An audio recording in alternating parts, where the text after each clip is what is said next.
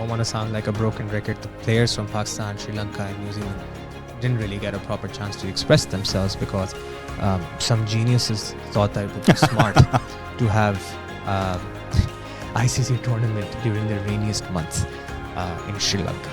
Prize money for this tournament has increased by 297% to $13.9 million. And on top of that, the Indian cricket team was given $5 million more by the BCCI, if I'm not mistaken, as a reward or as an incentive for their achievements. Where does this funding take us? I hope that this money is put into the right places, into the grassroots of cricket. Two group of girls take up cricket to play a gully cricket in Indian streets. That day will be a success of women's cricket in India.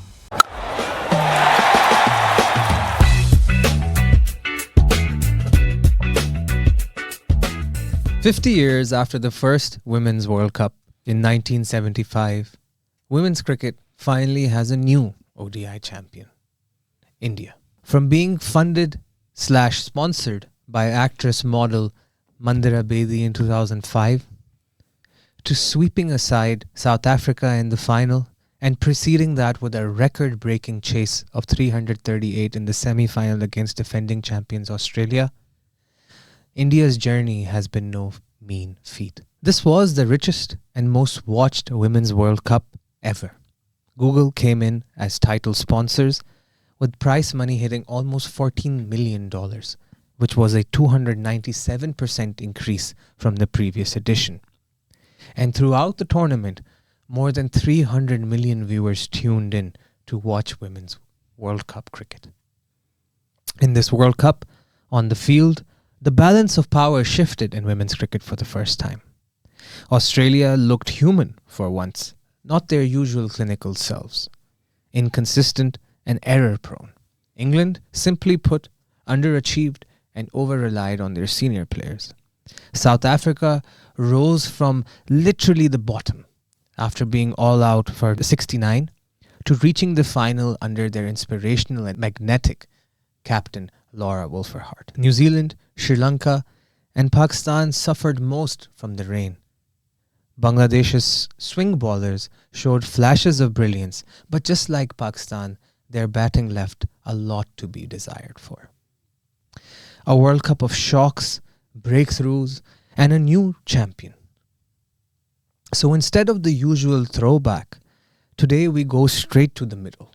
What really changed, who stood up, and where the women's game goes from here. I will be joined by Sharan Kumar. Behind the camera, like always, will be Rupesh Hatmuri. And my name is Hassan Ali. This is Crick Take.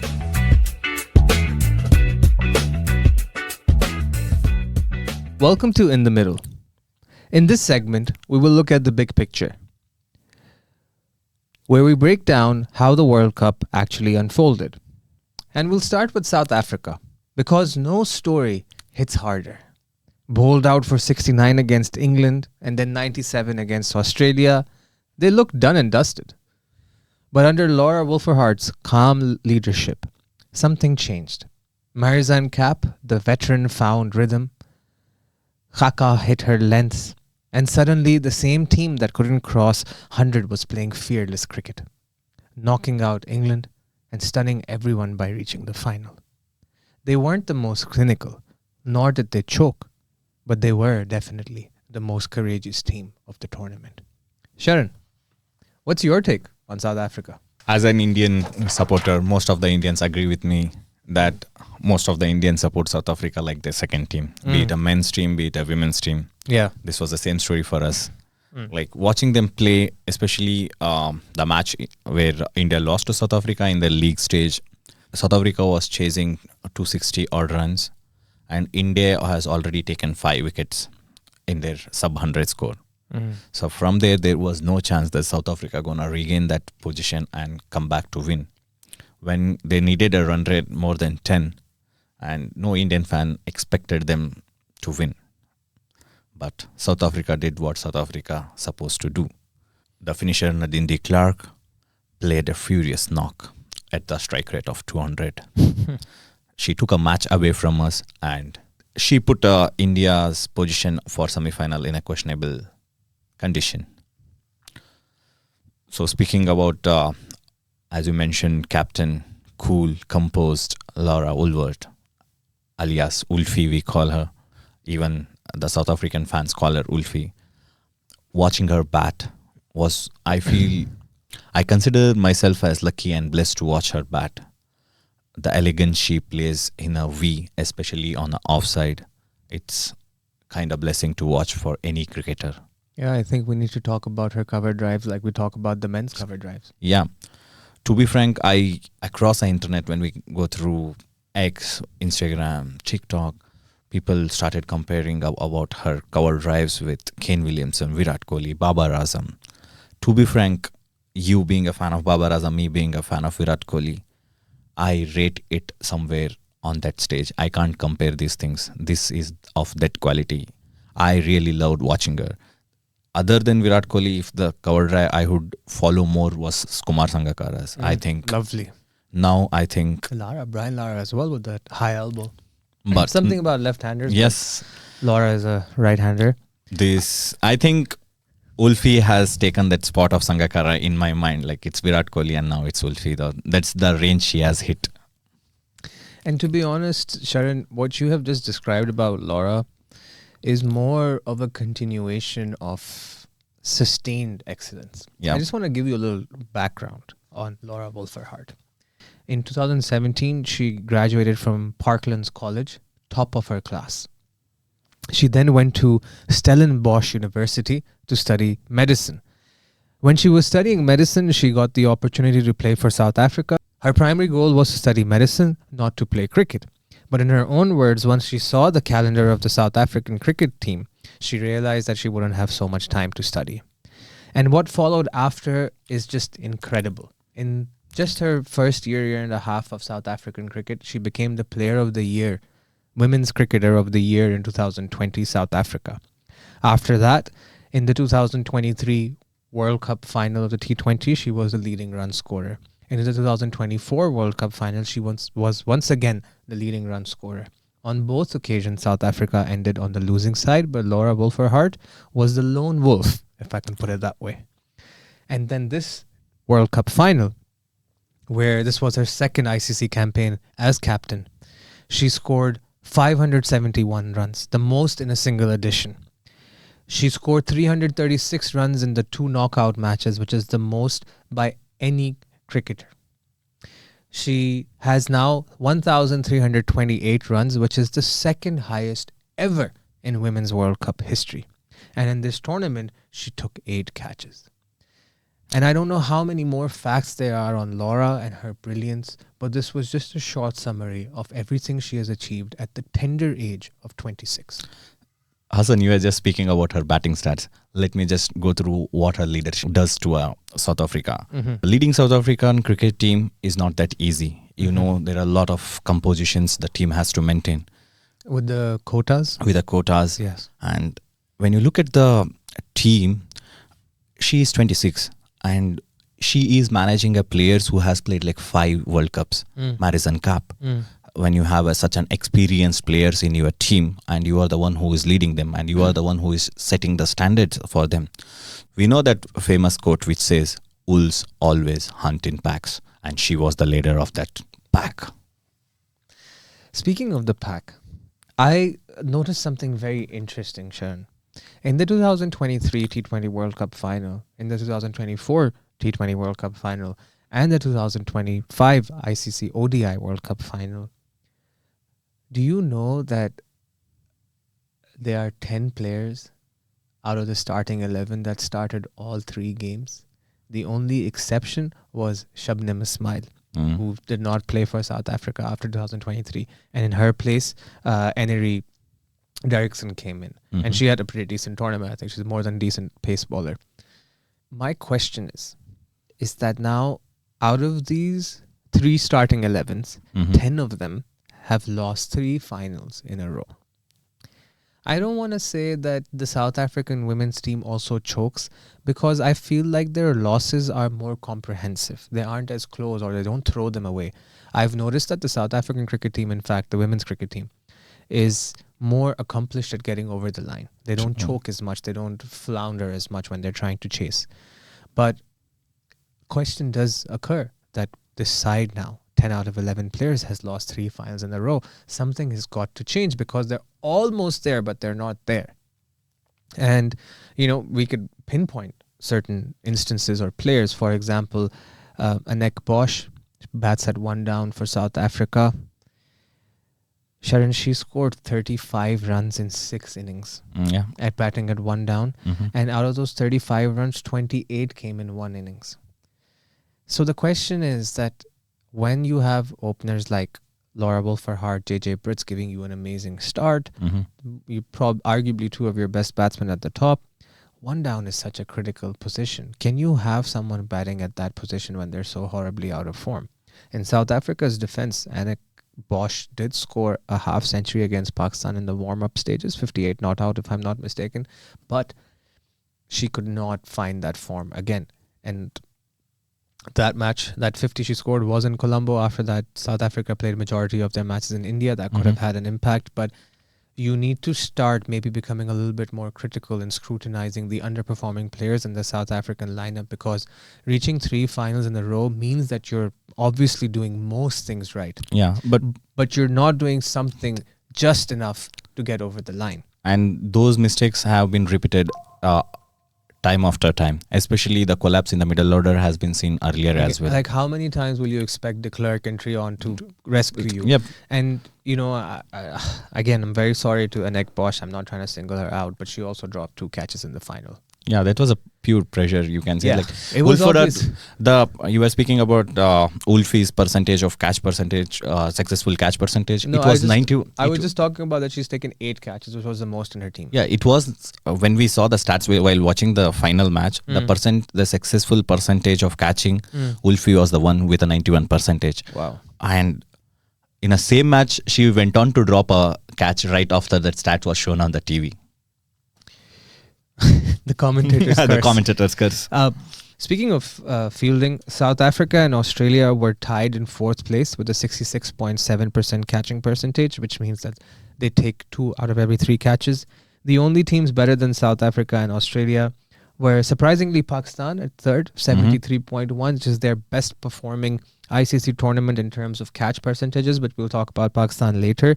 New Zealand was 2nd with 75%, and England were the best at 76.9. But as you can see, the catch percentages aren't that impressive, with South Africa being 4th. But one thing is quite obvious, that the 4 semi-finalists are in the top 4, which shows that it is extremely important for you to be a good fielding side in order to succeed. Enough about South Africa. I think the media has covered them extensively. We have done an entire episode on South African cricket. But I want to add something more on the South Africas. Yeah, please go ahead. This is post-World Cup, when South Africa went on to lose in a final, heartbreaking moment for them. It was a very close match until and unless you didn't lose Ulfi in her final overs, the slog overs. She was fighting alone. Yeah, but you still had a Nadine de Klerk at the end, so I was expecting them to take it take it deep, and she's gonna make lives harder for many of the Indian fans, because the statement which Ulfi has given post match, she just reminded me of Pat Cummins of 2023. I was just worried about she gonna silence this whole Indian crowd yet again. She was trying to. When a press guy asked her a question like, how do you silence the whole Indian crowd? She says that we're gonna win and that they're gonna go silence. This was the exact statement which Pat Cummins gave in 2023, and he went on to do that. True. And whenever I hear such confident statements against Indian cricket team, I have something in my heart like this is gonna happen again. I was expecting, she was there till like 40-42 overs, and she has on the other end you have Declan de Klerk, who has already bashed us in a league stage. Until and unless Amanjot Kaur took a catch off her life to get rid of Ulfi, I was not sure that what we're gonna do that. So the good thing is that the mindset is there. She has a winner's mindset, and that's what I hope, that somewhere down the line South African cricket can sort themselves out and their women can win an ICC tournament too. Some 2 moments where I felt so grateful to cricket was, one, when South African women's cricket team completed their World Cup journey, and when they flight back to Johannesburg, the way the South African Cricket Board or the women's cricket supporters or the fans welcomed the team was so inspirational for the upcoming generations. Nobody was crying there. Everybody was cheering for the achievements. 3 World Cup finals in a row is no joke. Imagine this was Pakistan or India. Yeah, look at the difference. Yeah. Yeah, like people would have, when India started losing 3 matches in a league stage, the whole reaction of the fans was very different than what you are saying when they reacted when they win. So still, I stand up and salute the fans of South Africa who supported their team throughout the journey when they got out for 69 or 97 or went on to win the semi-final, beating England out of the tournament. They stick to the team they supported throughout. This was one of the positive tone. And the second point which I look when I saw the tweets and the photos of Ulfi or the Marizan Cup, they are not just playing cricket, they are encouraging whole women's cricket. The support or the congratulation post which Marizan Cup put for Jemima Rodrigues or Smriti Mandana, it was so good to see how this sportsmanship looks like. Though they just lost a match, it's been a journey. It was her last World Cup.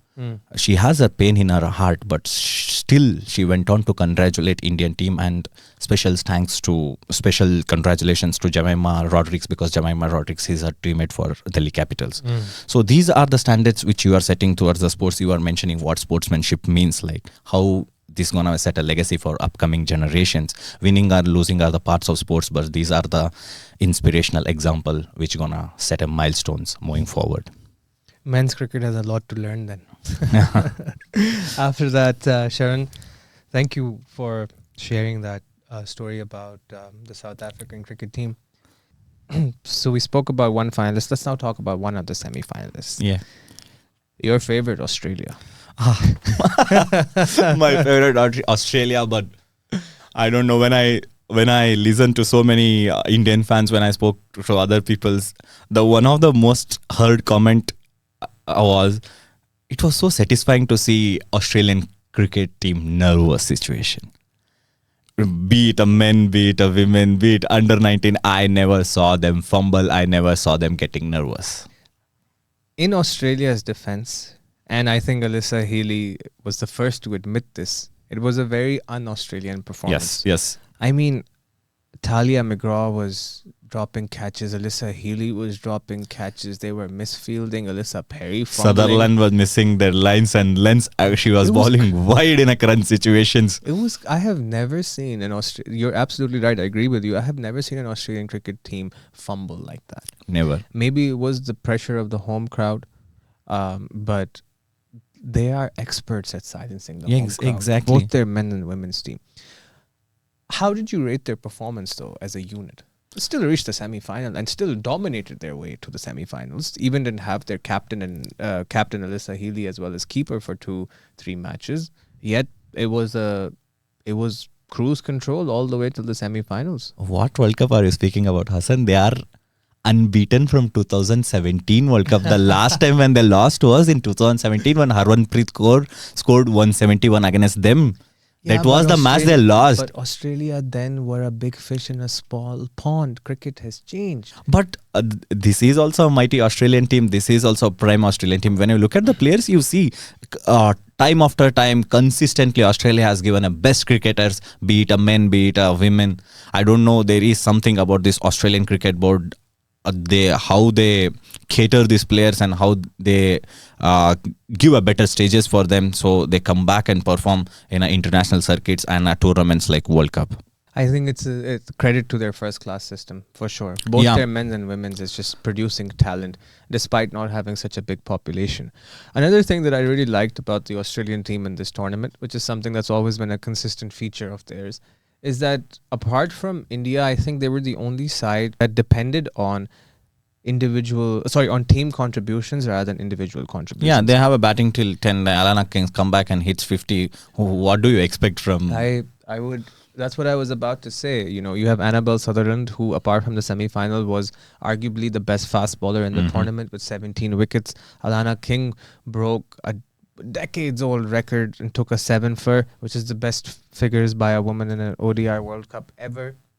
I became a massive fan of Ashley Gardner. Yeah. I will be very honest. hadn't seen a lot of her before. I had seen the more of the superstars like the Alyssa Perrys and the Beth Moonies and the Alyssa Healy's and all of that, but I'd never really seen Ashley Gardner the same way. But Ashley Gardner, lovely baller, so much control, balled really good spells in the semi-final as well.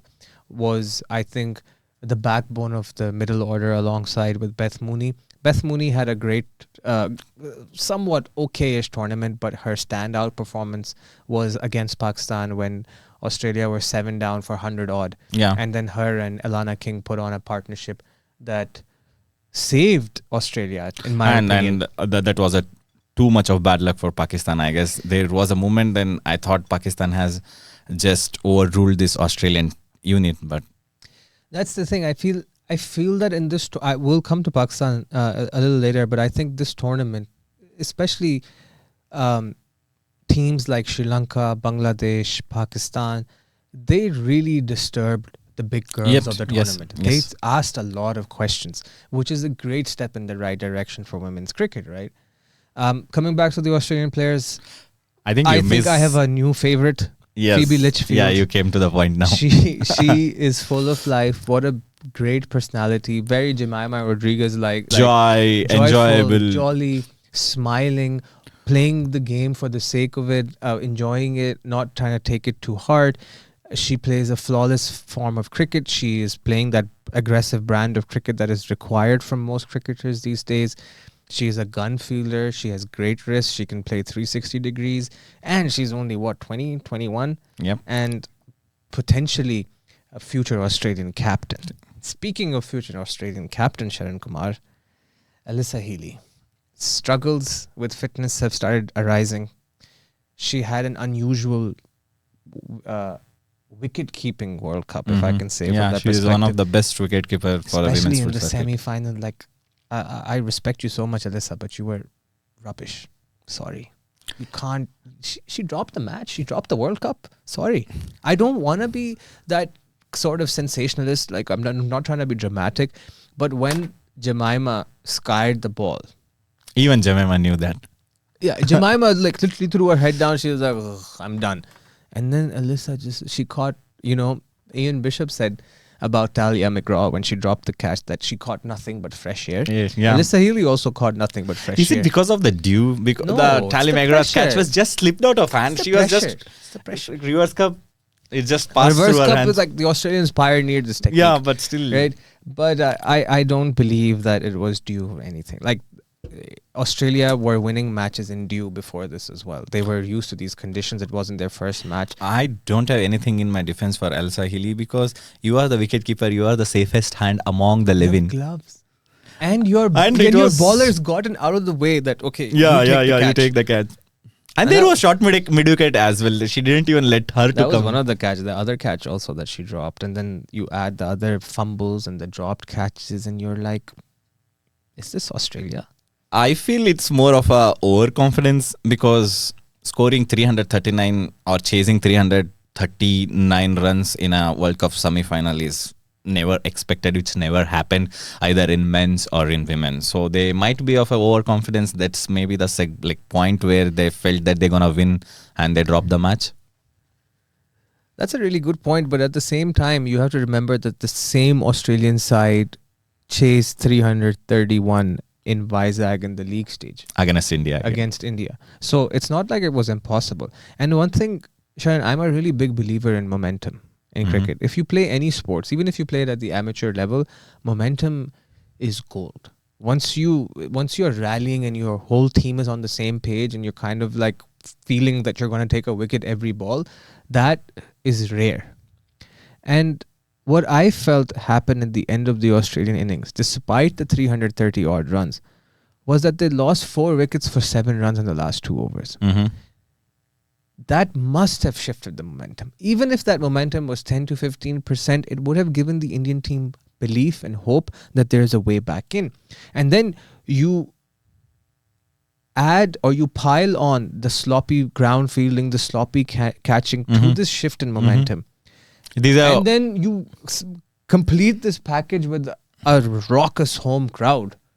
it's very, very difficult, I believe, to win a game, even if you are the mighty Australians. And you are not the Australians that were the big fish in a small pond 7-8 years ago. Now you are a medium-sized fish in a medium-sized pond. Medium-sized fish in a medium-sized pond. Now it feels like it's more equal.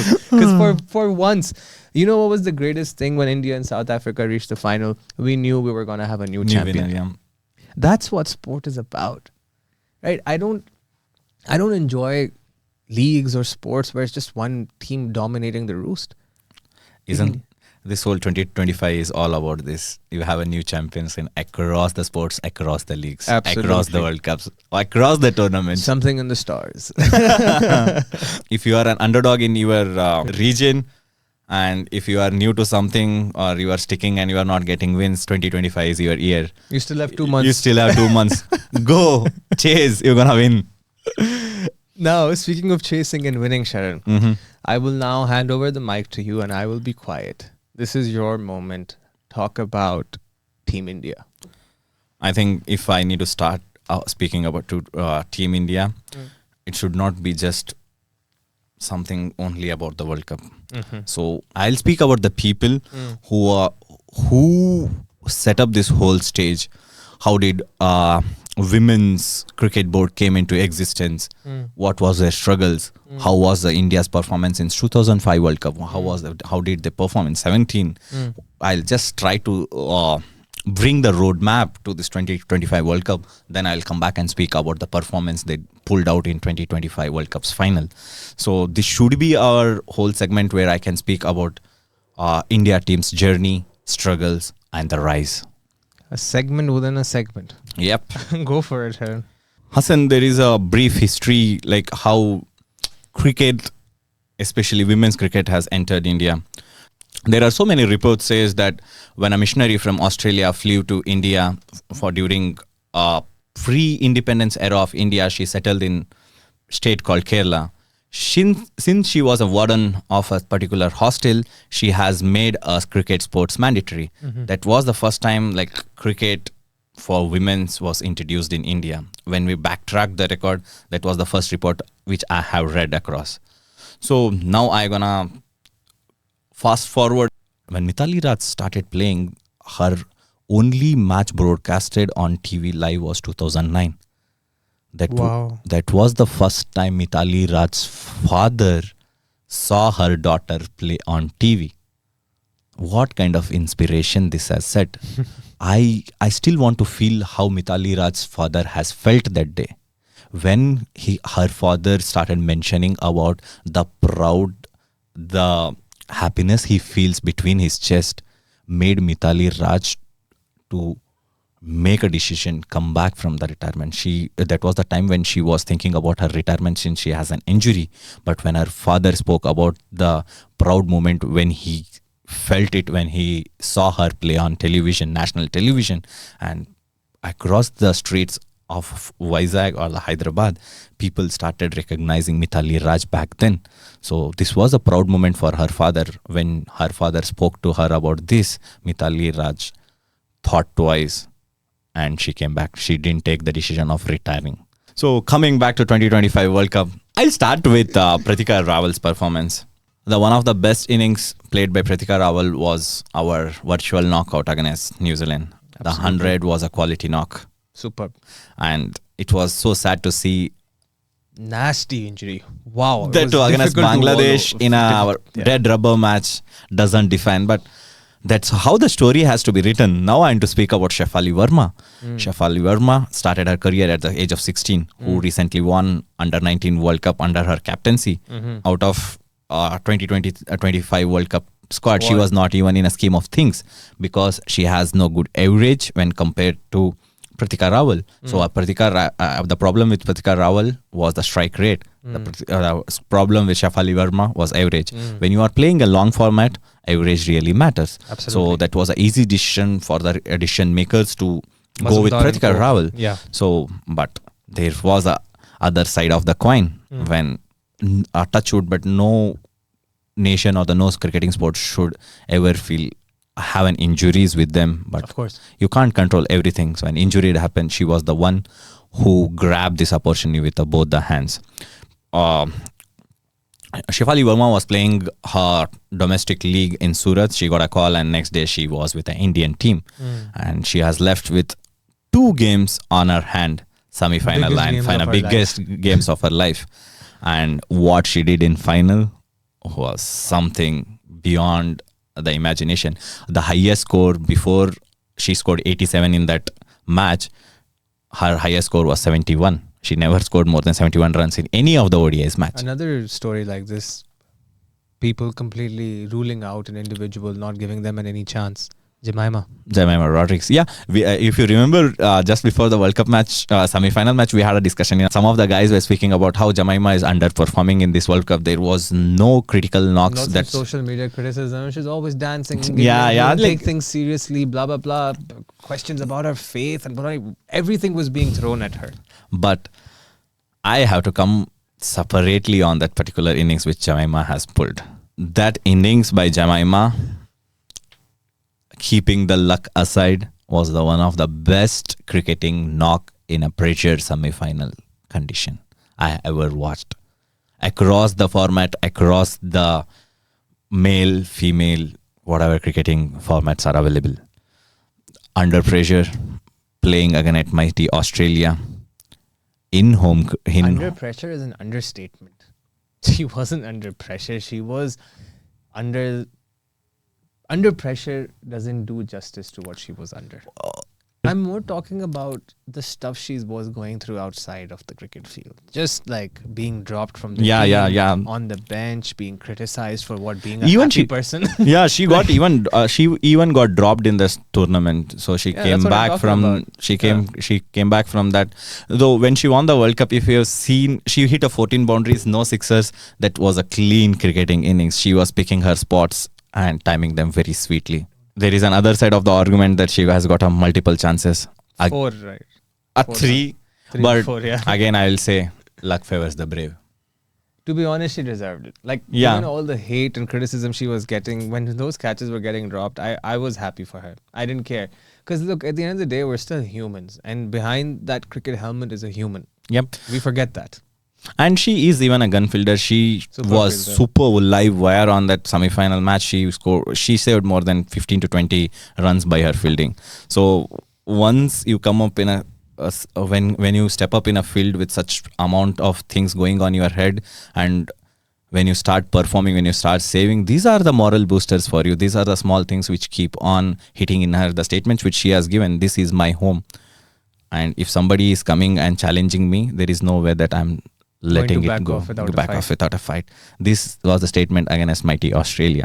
This is some gutsy statement, and she went on to pull that. So the another opener, again we had our vice captain Smriti Mandhana.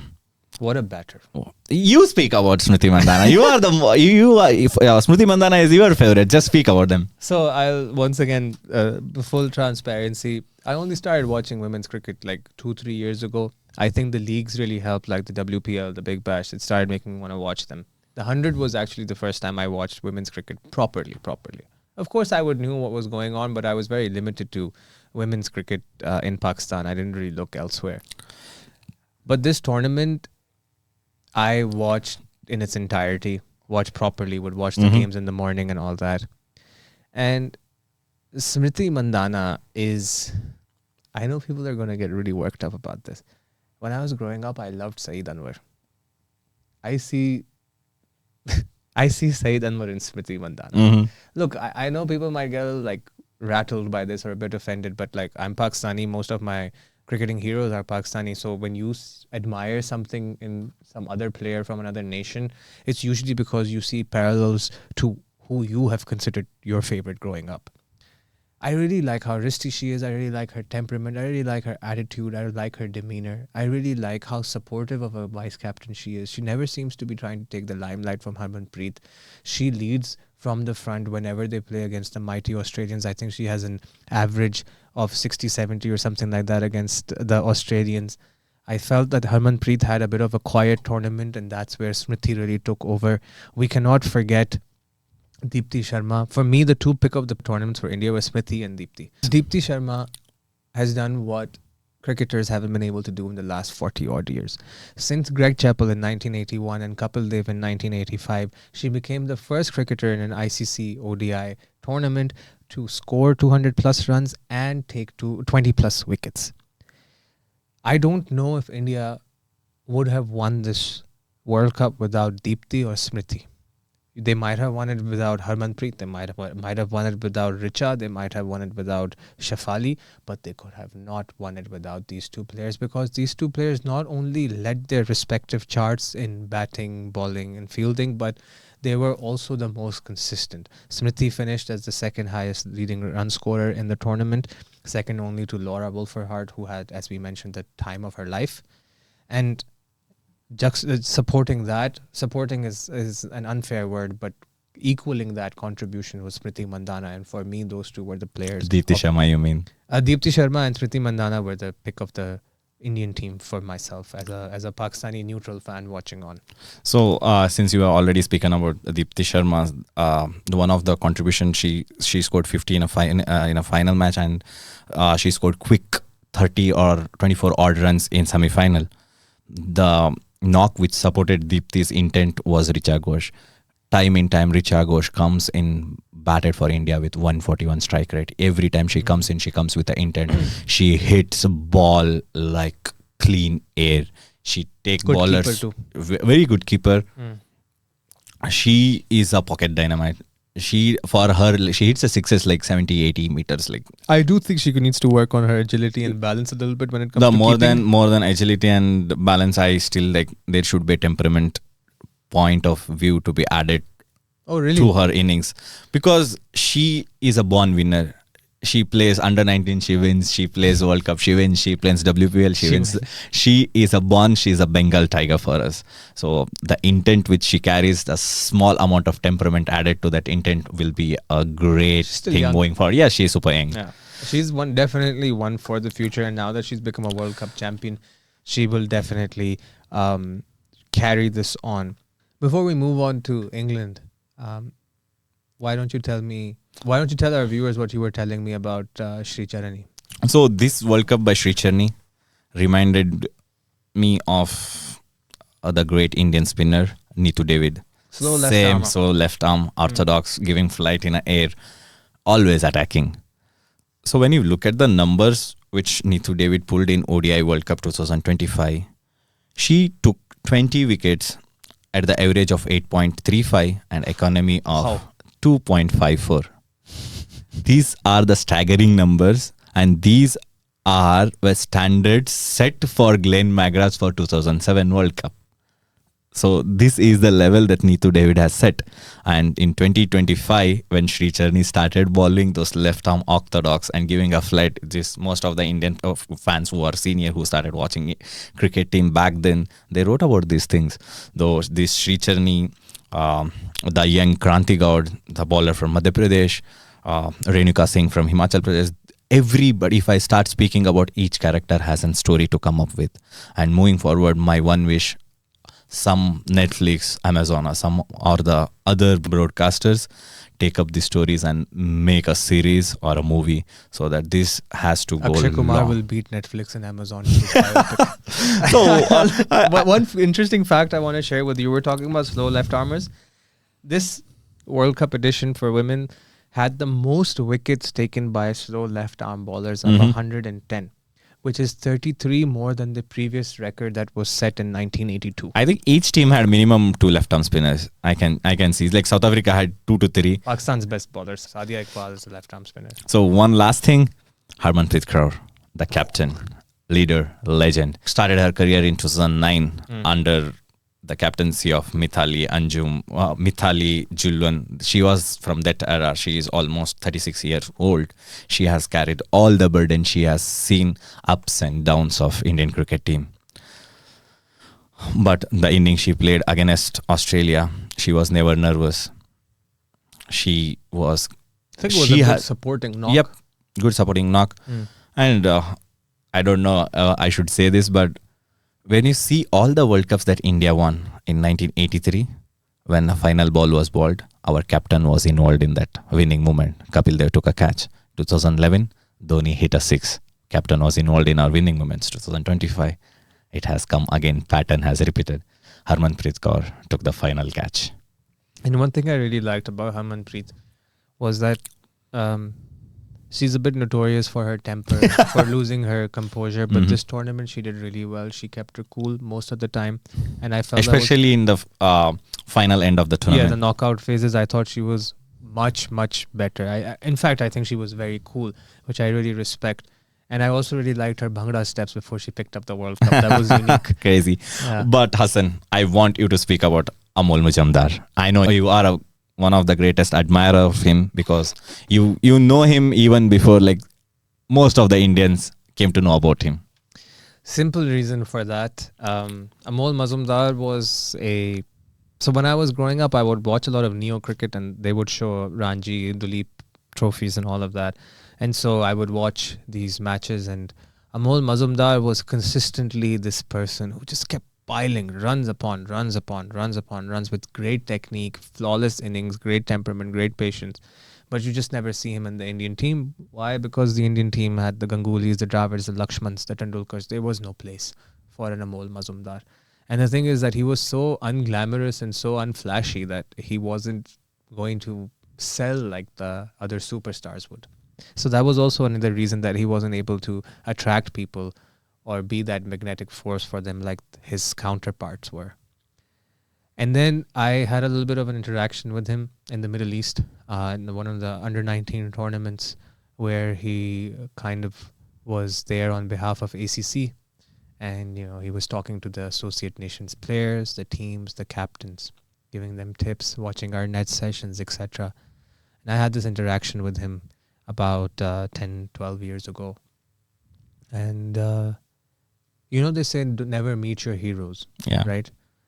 He was never my hero, but once I met him, I started admiring him a lot. And then 10, 12 years later, I see him sitting in the dugout of the Indian women's cricket team, head in his hands, probably a little nervous, but he contributed to his nation in a way that he could have never imagined. He spent all that time, all those years, all those decades sweating it out in the Indian domestic circuit and not getting recognition. And then to today, to get recognition at this scale, to achieve something that an Indian team has never achieved before, and to be at the core of it with Harmanpreet Kaur is a fairy tale. And that's why I respect him so much. So other than this whole thing, when I came to know more about Amol Mujumdar, he was trained under the same coach who coached Sachin Tendulkar. He played in the same school where Kamble and Sachin played. Yeah, he's a Mumbaikar through and through. And most of the Indians started comparing him with Shah Rukh Khan's character from Check the India. The best part of Amol Mujumdar is when his post-press conference against Australia's match, he said he wrote something on a whiteboard in a dressing room which says, "We need just one run more than our opponent to win the match." So simple, yet superbly impactful thing. So they use this terminology a lot in baseball. Yeah. So Hassan, we have covered the champions, the runner-ups, the semi-finalists. Now let's speak what went wrong for the others. For the fourth semi-finalist, England. I don't want to spend too much time on England. The reason for that is simple. They are a team in transition. They have lots of older players. As you know, their ex-captain Charlotte Edwards became head coach. But throughout the tournament, they had their over-dependency on their senior players, the Heather Knights, the Nat Skyver Brunt. Sophia Ecclestone was brilliant. Again, usual. A left-hand spinner. Again, left-arm spinner, but she was brilliant as usual. And Lauren Bell, fresh from her rise in the 100, also did a splendid job for England. I genuinely think that she has the build, the pace, the temperament to be one of the world's scariest fast bowlers. But I would say that England did not have a good tournament. Yes, they won a lot of games. They reached the semi-finals, but they struggled against Bangladesh, where Heather Knight rescued them. Against India as well, she survived 4 reviews and went on to score a century, but then allowed England to chase down 288, if I was not mistaken. And I just felt that even in the semi-final, they weren't that convincing a team. They weren't really in it throughout the tournament as well. They lacked. Their fielding wasn't as sharp. Their bowling wasn't as sharp. Their batting wasn't as sharp. And it just felt like it was just the same 3-4 players performing over and over again. And I had mentioned to you that India and Australia did this really well, that they played like a unit. You had different players putting their hands up at different times of the tournament. It's a team sports end of the day. Exactly. And England, I don't think, did that because of their dependence on their senior players. And personally, I was appalled by the ICC decision making, the match referee decision making. England should have lost to Pakistan. The rain interrupted match. They were 76 for 7. When you know the match is getting disrupted, England were sent out to bat again. And then rain interrupted again and further reduced the match. And then Pakistan were 34 for no loss with only 100 runs to get, with a required run rate of less than 3. And they called the match off. With due respects to both of the teams, I still don't understand. DL method is cruel for some, most of the times. That's a separate thing. This had nothing to do with the DL method. This was logic. This should tell you that this is the weather forecast. This is what it's telling us. We know there's going to be more rain later. Don't send out the first team to bat again. But they did that anyway, and Pakistan could have had a historic result. They did not, and I would like to use this as a segue to talk about Pakistan. They were the only team that weren't able to win a single match in the World Cup.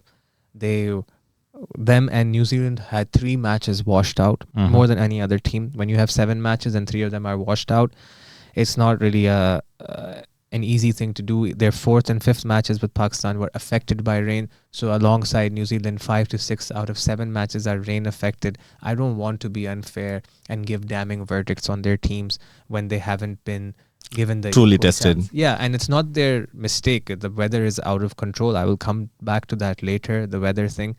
Fatma Sana, the new captain of Pakistan, she's superb all-rounder, led with the ball, led with the bat. She was fantastic. Sidra Amin was really disappointing. Pakistan depended on her a lot, batting at 1 down along with Muniba Ali, but she was not able to contribute to Pakistan's fragile batting lineup when they needed her the most. Pakistan's bowling was superb, having England in that trouble situation, having Australia 76 for 7, after which Beth Mooney and Alana King rescued them. Pakistan's catching percentage was 3rd best in the tournament. There are a lot of encouraging signs. But as you know, encouraging signs don't mean much in Pakistan, as their head coach has been removed and an entire audit of the women's cricket team is being done. They will not look at their local domestic structures. They will not improve the pathways to the cricket team, but they will keep surgically attacking the women's cricket team with new coaches, with new selectors. And Wahab Riaz now has become the caretaker of the team, which is his 78th position with PCB in the last 3 years. Whenever they don't know who to bring, they just bring Wahab Riaz because he's politically connected, and Pakistani cricket and politics are not too different. And to round our review off on this segment, what I said about Pakistan, I'll say about Sri Lanka and New Zealand as well. Congratulations to Sophia Devine on a fantastic career with New Zealand. Her and Halliday led from the front for New Zealand for whenever they could play. Most of their matches rain affected. Amelia Kerr was not at her usual best, but as I don't want to sound like a broken record, the players from Pakistan, Sri Lanka and New Zealand didn't really get a proper chance to express themselves because some geniuses thought that it would be smart to have ICC tournament during the rainiest month in Sri Lanka. And I would like to end in the middle here, and we will move on to the what's next section, which will not be too extensive as there aren't too many things that we want to discuss that we haven't discussed in Cricket's Forgotten Daughters. We urge you to check that episode out. On to the next segment.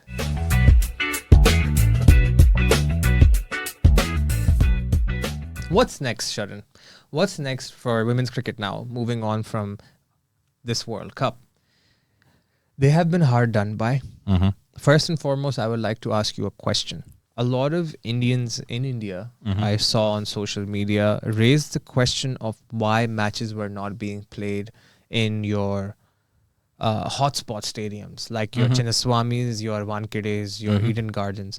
Why were secondary, supplementary stadiums used for the Women's World Cup? And I'm not saying this from my end. This was just a sort of narrative I saw. Even I agree with that point. The only thing I know is why they didn't choose Chinnaswamy, because the final was supposed to play in Chinnaswamy. That was the previous schedule. Since what stampede on the RCB thing has happened in a summer has affected them to change the venues. Oh, because of the stampede? One of the reason. Okay, fair And enough. they don't wanted to play in Bangalore because most of the international matches are not being played in Bangalore yet. There are India A, those kind of matches are being played in Chinnaswamy, but no international matches are yet scheduled in. But I'm not sure why didn't they choose Wankhede? Why didn't they choose Eden Garden? Why didn't they choose Ahmedabad? Maybe because of the crowd. Chipok, yeah, Chennai. So, but what? Firosha, Delhi, Arun Jaitley Stadium. These are really good stadiums. What I understand is the DY Patil Stadium in Navi Mumbai is considered as a home of women's cricket. Oh, They call it as a den. okay. Adda. So most of the WPL matches are being played in DY Patil, Bourbon, and Chinnaswamy, and some matches are being played in Firosha Kotla, like now Arun Jaitley Stadium. So these are the places they play their cricket.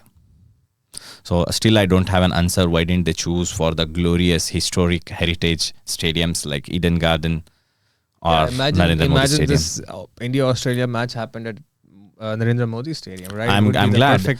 I'm glad. It's not because of India's record at that stadium. See, Hassan, there are certain stadiums in this country which are not just about attendance. A stadium comes with an heritage. Just imagine if India were not a part of World Cup.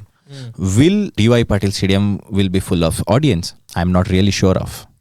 But if it is in Kolkata, I'm sure the cricketing culture in Kolkata. If you look at the 2016 World Cup, when England and West Indies played their final match, it was a neutral match for Indian audience. Not about the audience. It's not about the scale of the stadium. It's about the cricketing culture, the heritage with the stadium comes with. I think DY Patil Stadium has that heritage, but I'm not sure what kind of history it comes with. Why not Wankhede? I think the women should be playing at these culturally and heritage-rich stadiums. Yeah, I totally agree with you. Though I like the idea of giving them their own home stadium, their own den, but that doesn't mean you start excluding them from other locations. I agree with you. The second point I would like to bring up is the weather. The weather wasn't as much of an issue in India, but as a Pakistani supporter, as well as just feeling sorry for Sri Lanka who were playing at home. Sophia Devine playing her last World Cup. As per the statistics, the annual precipitation statistics from the last 10 years, October and November are the wettest months of the year in Colombo. 660 millimeters of rain on average is received in October and November combined, which is 25%, a quarter of annual rainfall in Colombo. And some organizers and geniuses decided that this is the perfect time to have a third of your matches in Colombo. And what was the second This location? would have never happened in men's cricket, Sharan. Yeah, I agree. Let's be honest. Yeah, we had a rain-affected tournaments back in 2013, the Champions Trophy, but it's not like this was insane. It's ridiculous. And you know what really disappoints me is that there's no reserve days. There's no like workarounds that if teams can't play, what can you do? Wash out. Then the matches where there is rain, but you get some sort of match proceedings, they start to make decisions like they made between England and Pakistan. I'm really disappointed by these things because apart from these factors, it was a really enjoyable, really engaging World Cup. I think it was one of the best ICC women's events. Yes, I agree with you. Right? Yep. So these are obviously things that irritated us, but the point of bringing them up is that these things could be improved in the long run and this could be taken to the next level. Speaking of taking things to the next level, Sharan, I want to end this episode on the funding that women's cricket has gained in the last 2-3 months and will now gain after the success of this World Cup. I started off this episode by saying that the prize money for this tournament has increased by 297% to $13.9 million. And on top of that, the Indian cricket team was given $5 million more by the BCCI, if I'm not mistaken, as a reward or as an incentive for their achievements. Where does this funding take us? Do you think it will help cricket? Do you think it will just be swallowed by the cricket boards and redirected towards men's cricket? Will it actually be put into men's cricket? What does this mean, in your opinion, for women's cricket? So I'll give you a global perspective and an Indian perspective. The amount of fund or the prize money has increased proportionally when you compare to the previous years. Not proportionally, it's exponentially, to be frank. Yes, absolutely. Yeah. So the amount of fund they are putting in a women's World Cup, especially the prize money, will be a set a standard moving forward. Like a lot of people or upcoming players gonna look into this kind of sports. Because most of the things, when you are measuring in a world of capitalism, money speaks more. Absolutely. So when you setting a tournament where you have a prize money of very big stature across the sports, this may be not just a cricket, across the any sports if you have taken, that is one of the top 10, I can say that. So this will be an inspiration for the women to take up a cricket as the sports, as a profession. Still there are nations like West Indies and other associate nations where cricket is not yet taken as a profession. They are still, cricket is still in their backyard. So coming to this point, I want to discuss about the Smriti Mandhana's podcast, one of the interviews where Jatin Sapru asked her, when do you feel women's cricket has achieved their best? Something like that. When Jatin Sapru asked Smriti Mandhana, the answer was very innocent. She just replied, the day when two girls or two group of girls take up cricket to play a gully cricket in Indian streets, that day will be a success of women's cricket in India.